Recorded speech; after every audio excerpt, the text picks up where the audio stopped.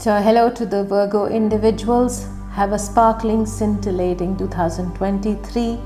Shani, a big Yoga Karaka for you, moves now into your 6th house transit. This is one of the 3 positions where Saturn gives wonderful results. So here is your cue to start working hard and getting the best out of it for the next 2.5 years. You can really make your mark on the world. What you need to be a little cautious about: Rahu continues to be in your 8th house. That will cause you to suppress your feelings. There will be many times you may not even feel brave enough to talk about what really matters to you.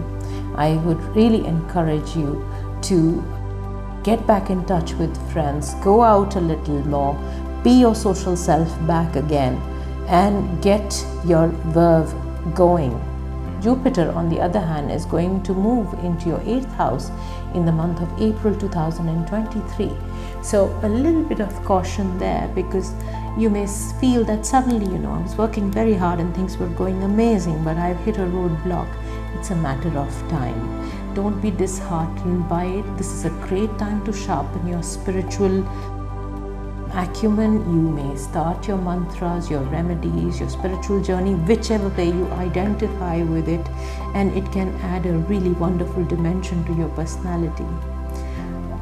In the last part of the year, Ketu will come overhead for the Virgo individuals, and Ketu overhead is a space that may bring up a lot of childhood memories back. It may even cause a few incidents which make you question your identity.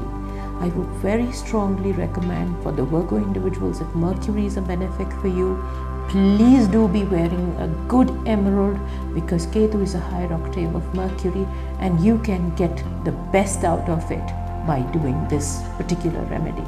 I hope you have a wonderful 2023.